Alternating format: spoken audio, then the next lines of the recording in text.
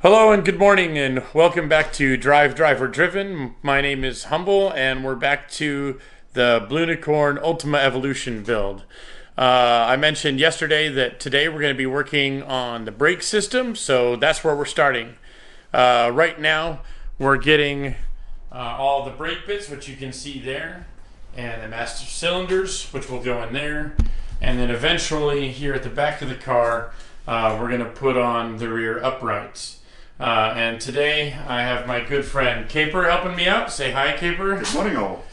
And with his help, we're going to get the brake system on and possibly the e-brakes as well. And if we can finish all that, we'll move on to the next thing. But for now, stay tuned and we'll get this work going. Here we are in current progress with the brakes. We got the master cylinders in for the brake and the clutch, and we're working on the pedals now. The clutch pedal is in, but what we noticed is if you look on this guy, you can see brass bushing. That's what the whole pedal pivots on. And if you've ever seen or ridden in an Ultima, you'll notice that the clutch pedal in particular tends to squeak every press. So what I've done is left a little bit of a flange exposed for the brass bushing in hopes that that minimizes the squeaking that you get from pedal actuation. Like you can hear here that there's no squeaks or anything at all.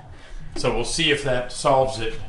But for now we're going to finish putting in all the pedals and get them wound in, and then start running all of the brake lines from there and then down the side of the car. Jump with me. Jump with me. I've been feeling it buzzing on my fingertips. Wanna try you out.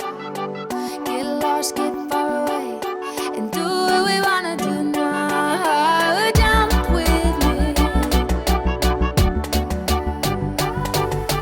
Jump with me.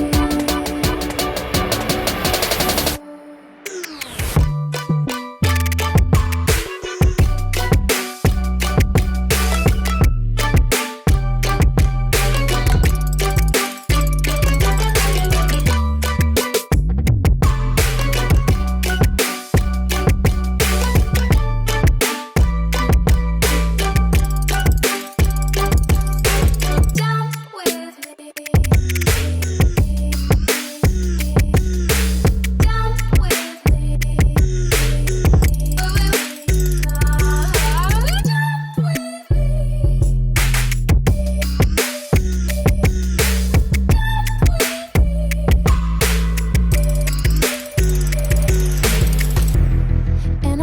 And I know the odds are always stacked against us. Even though we're young and trying to baby don't get no. And I know da. Ooh,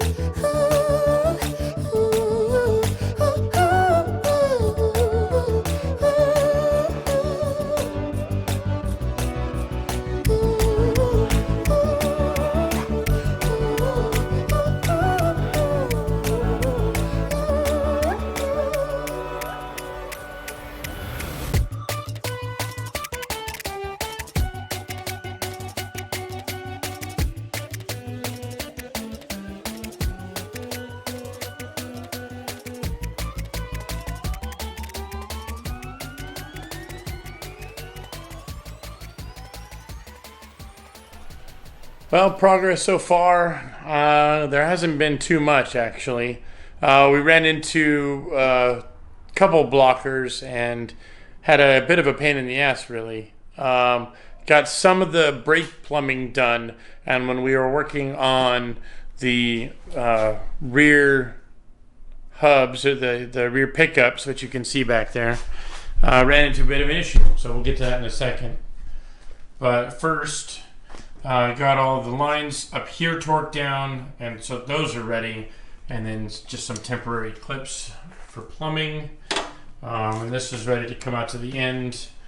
You may notice that the steering wheel is on, and in order to set the brake pedal depth, we had to temporarily mount the seat, which is right over there.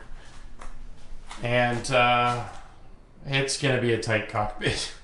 It's I'm not a terribly big guy, but like there's not a lot of headroom up here for me, so that I'm gonna have to revisit that later.